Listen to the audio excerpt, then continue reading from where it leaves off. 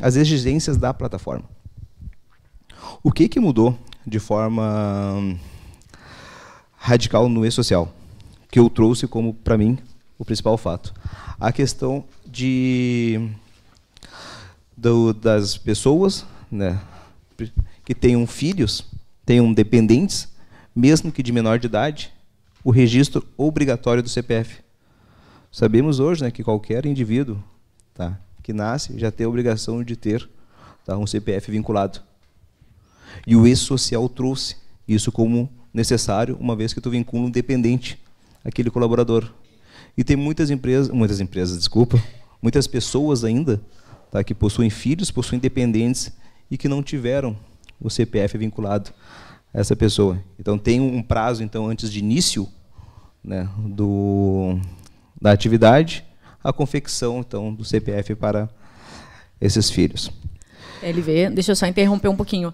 Inclusive, hoje, na certidão de nascimento já vem o CPF, por conta da obrigatoriedade.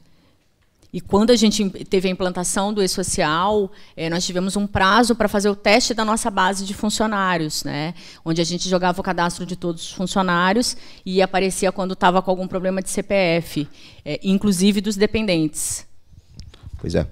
Então é algo que realmente chamou a atenção, porque não era algo que a empresa, que o departamento tinha, né, como revisor, como de controle.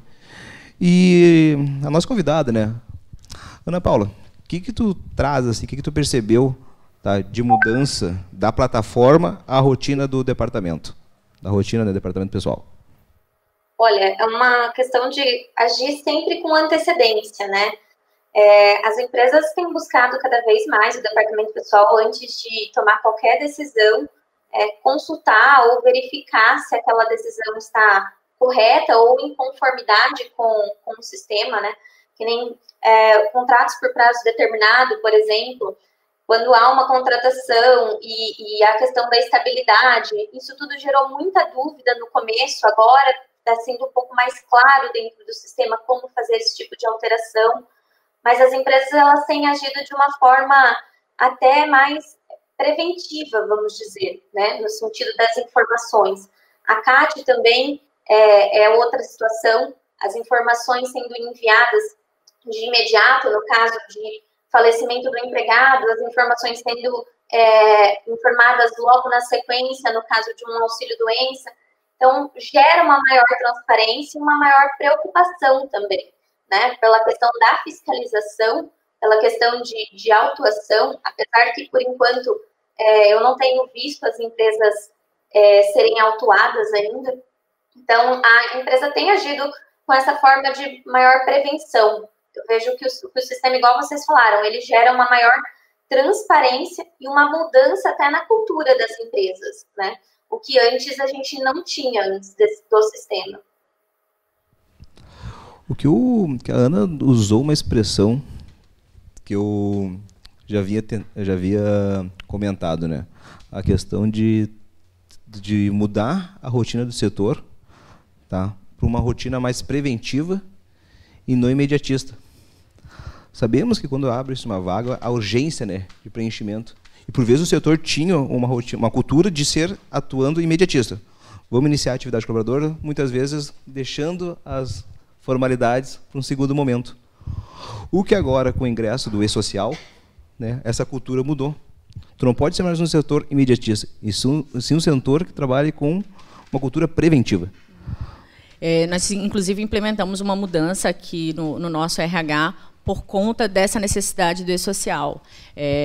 Uma das rotinas, quando a gente está no processo ainda de recrutamento e seleção, inclusive nas entrevistas, nós temos o hábito de conversar sobre isso com os candidatos, né? Sobre as informações cadastrais.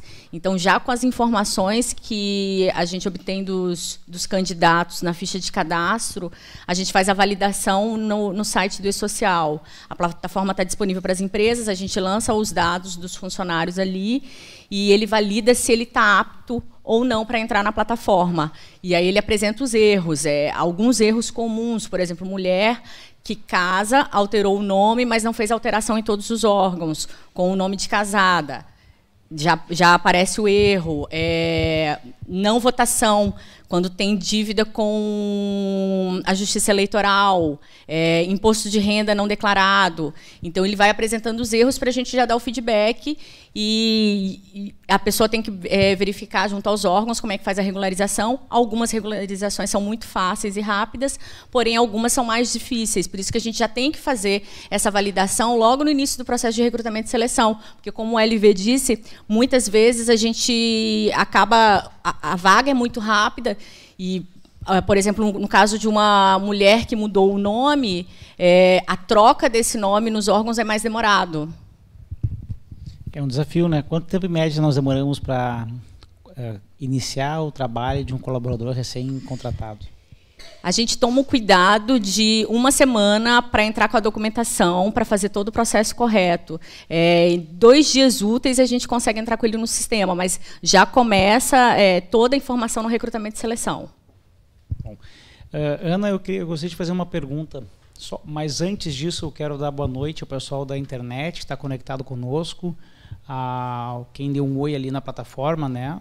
Ao Antônio, ao Wesley, sejam bem-vindos, aos que estão no Instagram também. E lembrar de assinar o sininho lá e seguir a página para você receber o nosso conteúdo. Mas, Ana, do ponto de vista das ações trabalhistas, qual é o paradigma, qual é a perspectiva que eu queria trazer para a gente conversar? Como eu disse antes, a implementação do e-social ela é a conclusão da última etapa de implementação da escrituração contábil. Se vocês perceberam os comentários que o Luiz Vinícius trouxe e que a própria Priscila trouxe, fica nítido que existe uma automação para um cruzamento. A finalidade da Receita, naturalmente, não é facilitar a vida do RH. Embora, depois de implementado, o e-social ele acabe tendo um efeito de economia de processos, porque ele acaba sintetizando num único processo. Tem um tempo de aprendizado, um tempo de amadurecimento, mas depois que ele está funcionando, a empresa vai bem. Só que a gente tem uma perspectiva da escrituração digital que tem algumas características no Brasil que a gente pode entender quais são os alcances dessa escrituração digital. Alguns dados para que a gente possa refletir sobre isso. Primeiro, o Brasil tem o maior supercomputador voltado à fiscalização tributária do mundo. Segundo, o Brasil é o país que ocupa a posição de destaque, né, o primeiro lugar num ranking negativo de quantas horas por ano, em média, uma empresa demora para cumprir obrigações acessórias. Segundo o estudo do Banco Mundial, do InBusiness, o Brasil ocupa, em média, 1.958 horas por ano para cumprir as obrigações, como informar o e-social. O e-social é uma plataforma de informação. É obrigação acessória, é só o dever de informar. Considerando esses dois fatores, né, que e-social e todas as obrigações acessórias demandam 1.958 horas em média por ano de cada empresa. Considerando o maior supercomputador voltado à fiscalização tributária, qual a consequência na prática para as empresas do ponto de vista tributário? E daí eu vou levar essa pergunta, essa perspectiva para a trabalhista, para a Ana. A consequência até 2014, quando começou a implementação do e-social, a cada autuação da Receita Federal, em média, os advogados que faziam as defesas conseguiam converter em favor das empresas até 20%, era a média, 20% das autuações. Quer dizer, para cada 1.000 autuações empreendidas pela Receita Federal, os advogados defendiam as empresas e convertiam 200. 200 eram revertidas à esfera administrativa pelos próprios órgãos do Poder Executivo. Hoje, é 1 para cada 1.000. Então, para cada 1.000 autuações, as empresas conseguem reverter somente 1. Por quê? Porque já não existe mais atuação humana. E o Luiz Vinícius trouxe a digitalização, a Priscila trouxe essa comunicação digital, e agora tudo isso tem um outro aspecto, que não só o tributário, que nos interessa muito, mas é muito importante a participação da Ana, como isso vai refletir nas ações trabalhistas, que tem relação direta assim, com as obrigações acessórias. Muitas ações trabalhistas se fundamentavam em documentos que eram obtidos pelo próprio trabalhador, ou através das ações trabalhistas eram solicitadas que a empresa demonstrasse isso. De um lado, né, Ana, fica muito facilitado para o Poder Judiciário especialista para as varas trabalhistas a aferição do cumprimento das obrigações, sejam elas de recolher, sejam elas de informar corretamente para o trabalhador. Mas para o trabalhador, como fica essa prova? Como o E-Social é visto hoje como prova na ação trabalhista? Os advogados têm solicitado que as empresas juntem como documento obrigatório, na prova do vínculo trabalhista, do cargo e da função, na equiparação salarial, como isso tem repercutido na esfera trabalhista? Olha, tem uma demanda alta do contencioso, mas eu não vi ainda pedindo informações dessa maneira, tá?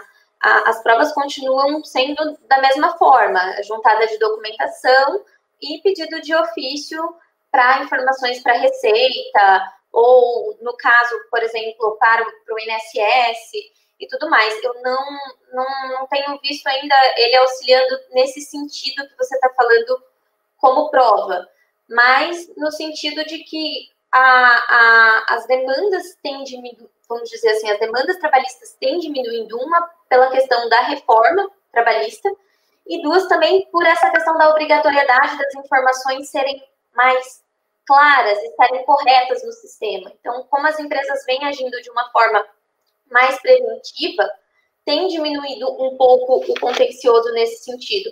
Mas eu não sei se eu consegui responder o que você perguntou, mas nesse sentido de ser utilizado como meio de prova do empregado em si, eu não tenho visto.